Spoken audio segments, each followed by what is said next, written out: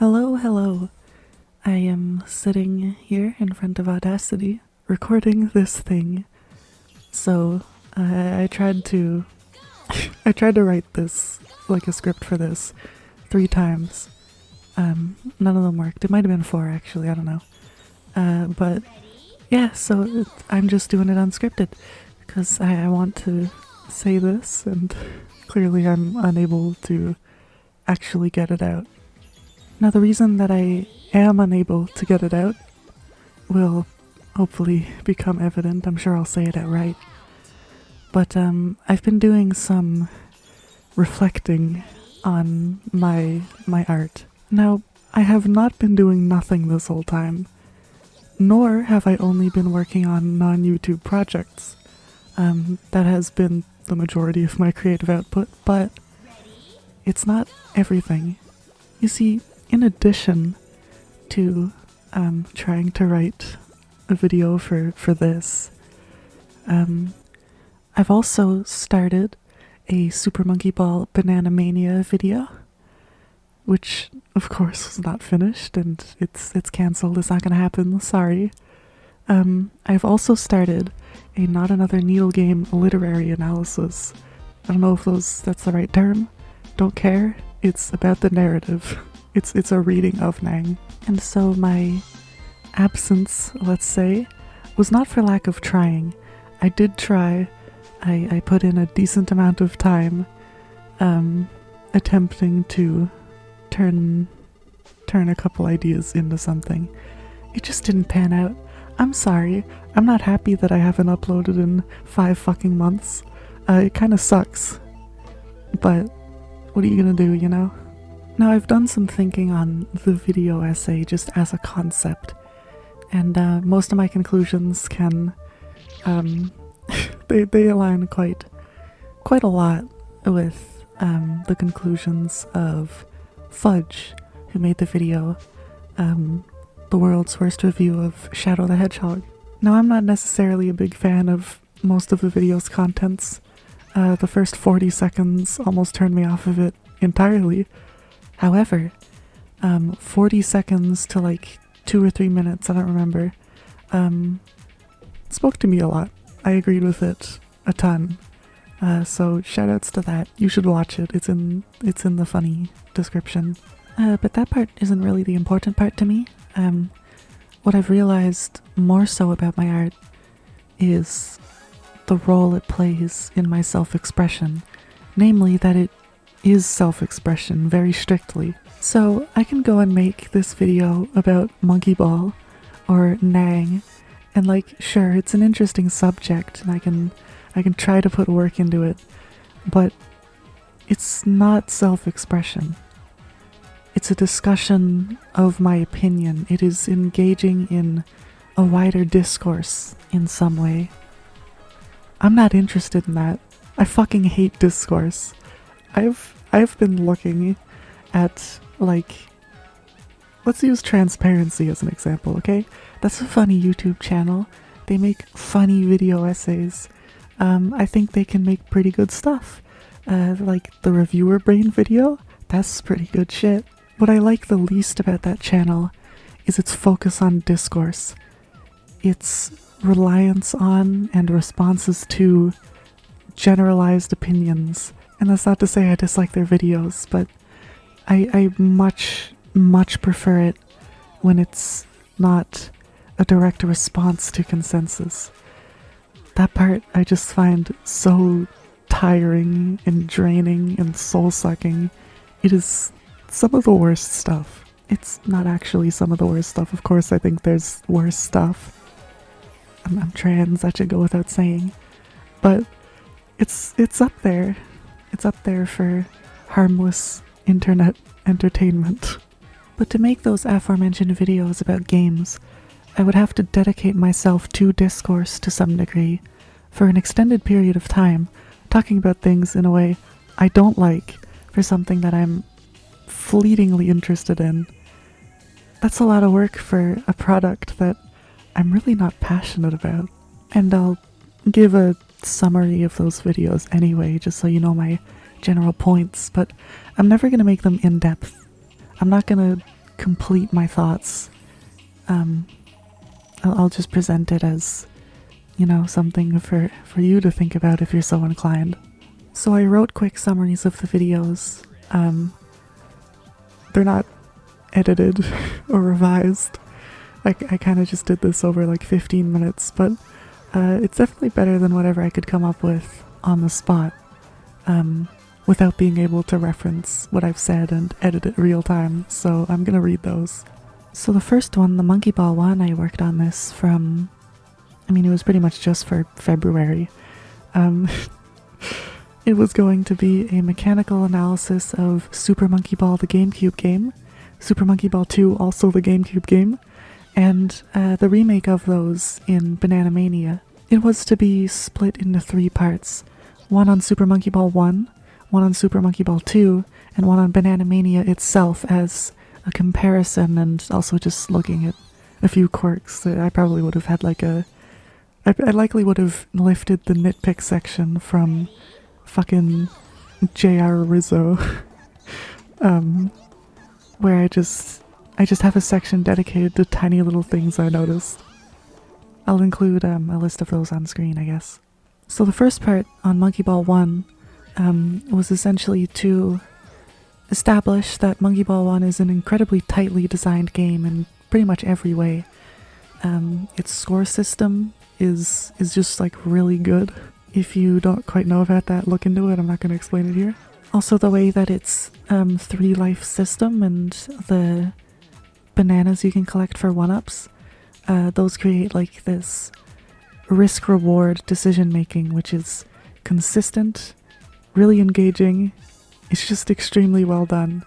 And this is tied in by these levels, which are not excessively difficult on their own, excluding Master. But they are just... You know, okay, quick note. Sorry to pause. I said I was gonna read the summary I wrote. I'm not doing that. I'm just improvising. I don't know why I'm doing this. But yeah, for someone at my skill level, like expert and extra are not that difficult. Like I can do those levels just fine. I might die a few times if I'm rusty. Die a few times, but fewer times if I'm less rusty. But ultimately it's not that hard. Like, the challenge in Monkey Ball 1 comes from learning how to maneuver your monkey and practicing levels so that you can get through the endurance challenge that is expert mode. It's a test not of skill, but of consistency for lesser skill checks, if that makes sense. The way that the game is put together, the way that it all culminates in the expert mode, I think is wonderful. It's just extremely fantastic. Even the titanic difficulty spike that's found in the master stages coming from Expert Extra has a very good place in the game. It encourages that risk-reward behavior with the live system and bananas, because even if you can comfortably get through Expert like I can, you're not necessarily going to be able to get through Master, because there's so much more difficult. The issue is that Master stages themselves kind of suck. I think they're terribly designed. They're largely just like a crapshoot, or just as easy as any expert level. Like, you have fucking Master 1, which is perfectly fine. Then you have Master 4, which is a nightmare. There's Master 5, like... Master 8 is just abysmal. So, you know, the game's design just really falls apart in the Master stages. And given the way that the arcade game that was the original Monkey Ball was released, and then subsequently Super Monkey Ball was also released with a little bit more work, or I guess a bit more work because of the minigames, but I don't really play those, I'll be honest. The way that those are released subsequently meant that in the time between the arcade game and the GameCube release, they added 9 more master stages, which means that those are new stages, because why else would they not be in the arcade release? Which means that there was a shift in design philosophy, or so I would say, which carried into Super Monkey Ball 2 to an extent, And, well, this of course leads into the Super Monkey Ball 2 section, where my point here is that the introduction of story mode and the way you can just unlock 99 lives for arcade mode, or challenge mode, it's not arcade mode. The way you can effectively have infinite lives for at least most of it, I think that had a huge effect on how the stages were designed. So combined with this desire for gimmicks that showed up very predominantly at the end of Monkey Ball 1, they started making these huge, extremely difficult machines of stages. They're these complex labyrinths of moving parts and all that, instead of simple movement-based challenges like in the first game. This in and of itself is not a bad thing, but its implications for challenge mode are dire. I think it plays fucking horribly, I'm gonna be honest. I don't think that this game ever should have been built like this. To keep the live system and ramp up the difficulty as though it's not there is just, it's ludicrous to me. Like, why would you ever play expert without at least like 30 lives unless you're some fucking elite Chad trying to challenge themselves? Like, unless you're going for the bragging rights of doing it with the original 3 lives, you're never gonna play expert in Super Monkey Ball 2 with only 3 lives. Why the fuck would you? It introduces this horrid dominant strategy which affects the design of the levels, which encourages the dominant strategy by extension of their difficulty. It's just this shitty decision. I disagree with it so strongly. Monkey Ball 1 was like arcade perfection kind of design. Monkey Ball 2 is this weird fucking non-committal middle ground between arcade mode, or I guess arcade games, and like more traditional console games, which are adventures that you can start and stop at any point, and you know, you just have your progress saved. I think story mode is fine. Story mode does not need to be touched. It's perfectly okay. Issues crop up in challenge mode exclusively, where they tried to fit this middle ground of stages that are clearly designed for something like story mode into a live spaced mode. And it's just like, fucking why? Why is it still in arcade mode if they're not gonna commit to it being an arcade mode? At that point, lives are either completely meaningless and you just throw them away like a fucking dumbass, or you just so happen to play, you know, particularly poorly, and then lives do matter, but that's only once in a blue moon. I've completed Ultimate Mode in Super Monkey Ball Deluxe in 2, it's a ROM hack, or I guess an ISO hack, where the Super Monkey Ball Deluxe exclusive content was just added to Super Monkey Ball 2. And, you know, I've finished Ultimate Mode several times, where you have your 99 lives, and you have to get through 300 fucking levels from both Monkey Ball 1 and 2, plus some more, just in one go. I've done that several times. I can do it. But there was this one day that I just recorded a Monkey Ball 2 expert run that was blind for the GameCube stage, by the way, because I had only been playing Ultimate up to that point, or up to that point in expert, not, you know, I had played a bunch of 2, but not really challenge mode. But I had done Monkey Ball 2's expert mode with surprisingly few deaths, even though I didn't know how to really handle this much harder version of a level that I was somewhat familiar with. And immediately after I recorded that, I went into Deluxe and recorded Ultimate Mode, and I got fucked up. The lives should not have mattered, given that I had just proved, right? And this wasn't a fluke. I'm sure I could do this again with relative ease. I had just proven I could get through Monkey Ball 2 just fine, without losing more than like 30 lives, I'm pretty sure. Memory says it was like maybe 28 fallouts, I don't remember. And I can obviously get through Monkey Ball 1, like, you know, whatever. Point is, I can get through Monkey Ball 1. That's like, it's...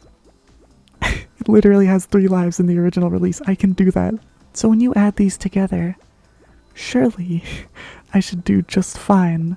But no, I just played recklessly, which is what this live system encourages, by the way, because you have so fucking many that each individual one stops mattering, and by extension, collecting new lives stops mattering, because what the fuck is one life to 99? So, you know, that kind of destroys the risk reward. But also, like, this thing that I should be able to do, and I've proven that I can do several times, suddenly, I can't do it.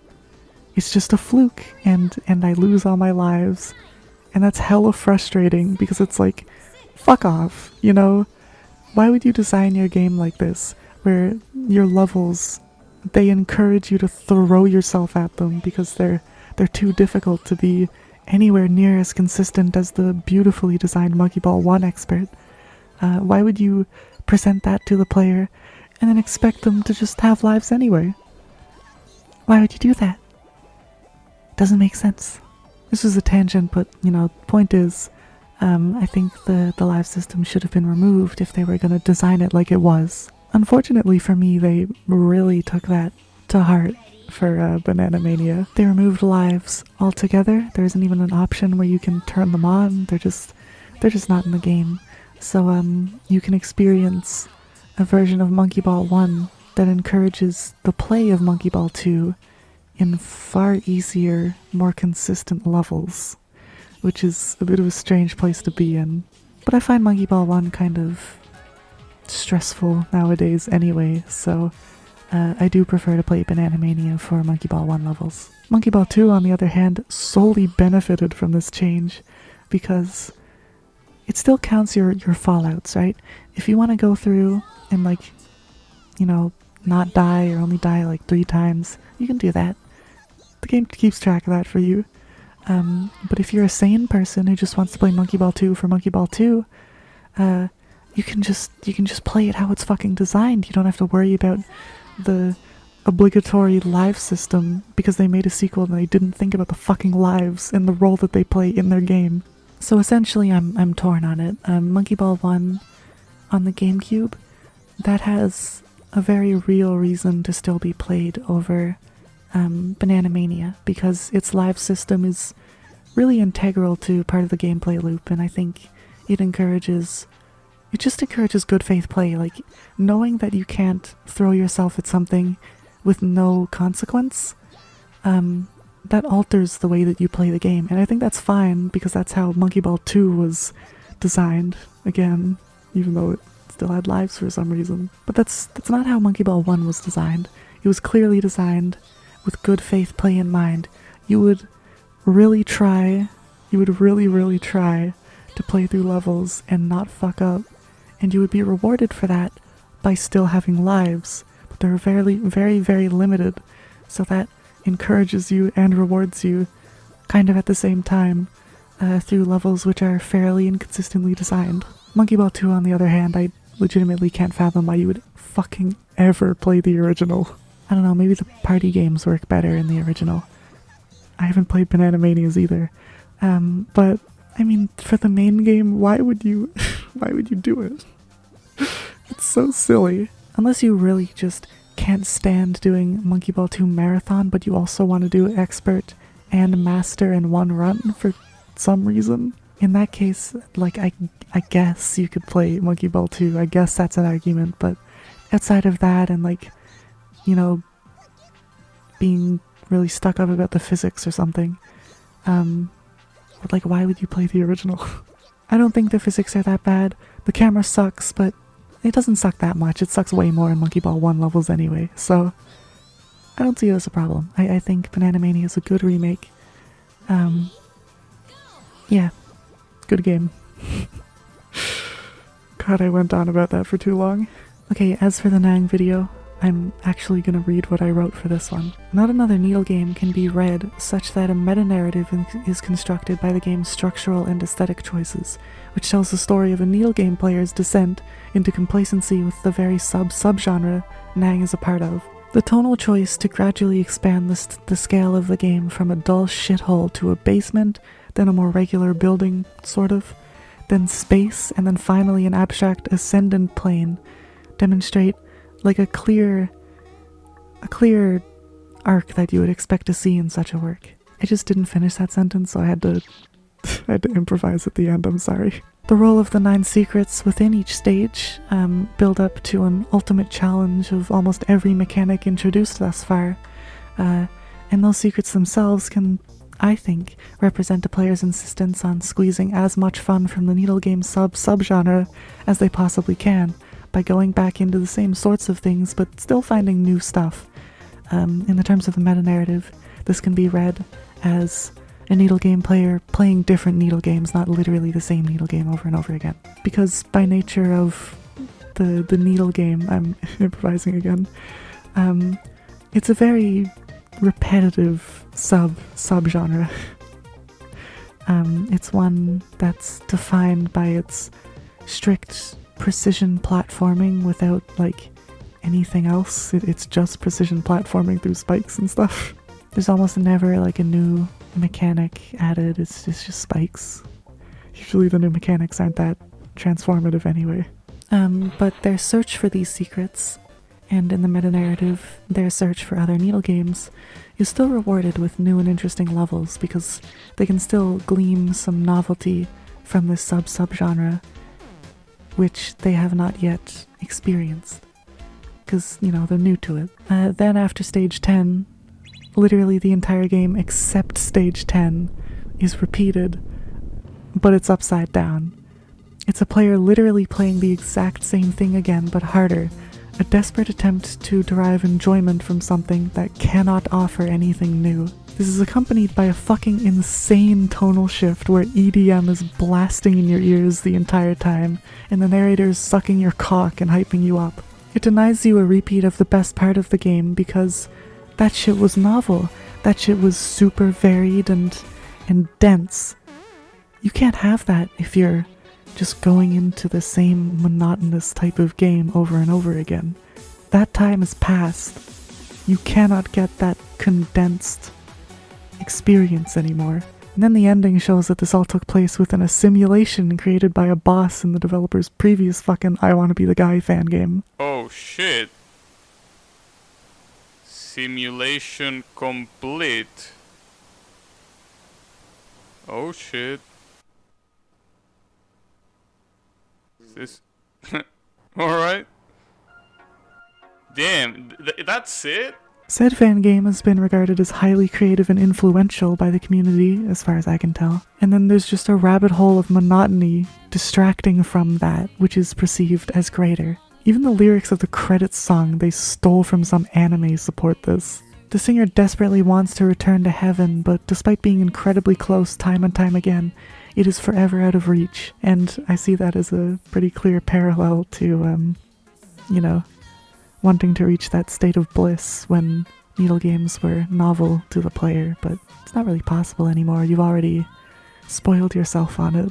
Trying over and over again is not gonna give you the same thing.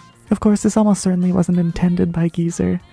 This is just a reading that I came up with, which was largely inspired by my own experience with Not Another Needle Game. I had this fucking arc. I played that, really liked it, played it again, stopped really liking it, played it again, hated it, and so on. Anyway, it's almost certainly not intended. It's somewhat of a personal reading to me. Personal, not that it means a lot to me, but it's derived from my own experience. So that's the Nang video. That's what it was going to be about. I think that reading holds up surprisingly well, even though it probably doesn't have much basis. But a lot of the elements of the game I think support it. It's kind of cool. So if you feel like thinking about Not Another Needle Game, there you go. There's a reason to think about it. A lens with which to view it through. Anyway, now that that's over, yeah, the reason that I didn't finish these videos was because they aren't personal to me. They're not expressions of me. They are solely expressions of ideas that I've had which are external to me, right? It has nothing to do with me as a person. It has to do with how I engaged with a couple pieces of media. And when I'm trying to use art to work through my thoughts, that's just not a good way to work through my thoughts on something that isn't personal. I quickly lose steam because it really just runs on novelty. I'm not looking at these things and thinking to myself, wow, it means so much to me that Nang can be read in such a way that it mirrors my experience with the game on a meta level. It doesn't fucking matter to me. I don't care. I think it's cool. I think it's an interesting way to look at the game. But like, what the fuck does it matter? I'm still living in endless, crippling despair. You know, sharing the way I view Nang now isn't gonna change anything. It's not gonna make me understand myself any better. It's gonna make me understand Nang better. It's an expression of someone else being interpreted still as an expression of someone else, right? Even if it incorporates my own experiences, which kind of turns it into an expression of nobody, or at least more so an expression of me than the original creator. It's still an expression of the original creator, because again, this isn't my life. Nang is not my life. It may be relevant to the part of my life where I played Nang, at least under this reading, but like, what the fuck, who cares, right? That's not my life.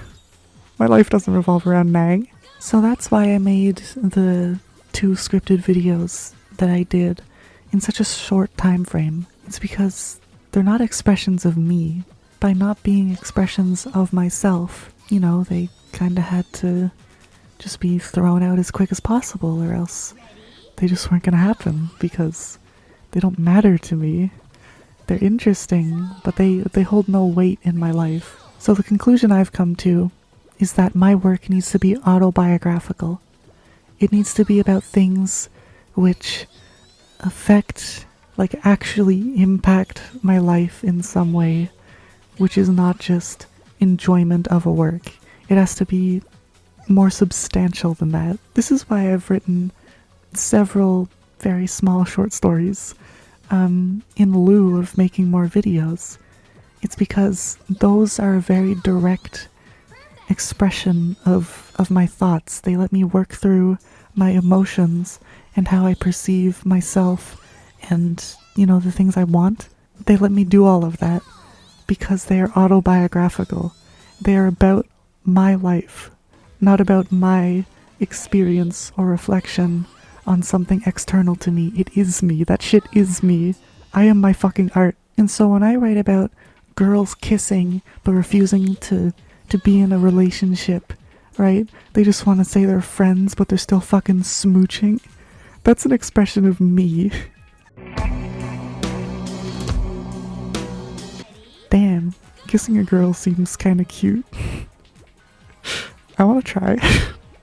That was another tangent, but you know, that's my point. That's the kind of thing that I want to express through my art. I do not want to express ideas external to me. It needs to be autobiographical. That's my conclusion, essentially. And that's why I haven't produced anything despite trying. Because things just haven't been autobiographical, at least in terms of videos. As is usual, like, I can't guarantee that I will get another idea for a video, or when that might be. That's up in the air. It's not something I decide. It happens if it happens. So for now, I guess the channel's kind of dead. I have no obligation to create stuff. I create things when I want. Hypothetically, I would like to create more art, but it's just not really possible. You know, so what am I going to create right now? Nothing I can keep my focus on. I can talk about what I think of video essays. That was one of the attempts I made at making this video. I was going to talk about video essays, and then that would kind of pivot into what I value in art, and, you know, that would ultimately serve as an explanation for my absence. It's so negative, though. I don't like writing like that. It sucks. So that didn't survive. Plus, like, I'm not invested enough in video essays and the homogeny therein to fucking write a video about video essays and the homogeny therein. Like, I don't care. I just want to do other stuff. I want to express myself. I want to figure myself out. in a way that other people can look at and interpret for themselves. Because that's cool. Also just something I can look back on and interpret for myself as well, in a way. Art's just fucking cool. Art is cool. It slaps. Make art. I've rambled enough here. I've been recording for like 46 minutes. A lot of that was pausing and clearing my throat incessantly, in a vain attempt to make my voice sound better. And I also drank some water while we... but yeah, I've gone on long enough. I think I said what I wanted to say. I gave you a summary of those videos that I'm never gonna make. So, you know, I still got my idea out there without having to push through my lack of interest. So, thank you for watching. Listening, perhaps. I don't make too many videos anymore. I'm sorry. But I'm still appreciative that people have taken a liking to my stuff anyway. Even if it's only 2 people who I had no contact with before they found my stuff. That's still enough for me. It's cool. That's all I ask for. I've gotten pretty much the same out of my short stories, and it's been really cool there as well. I don't really need any more. I just want that fucking girl to kiss and do the weird stuff with and not have sex with, because that's disgusting. Fucking hate sex. That's it, that's the end. I hate sex, you should too. If you don't, it's a moral failing. Fuck you.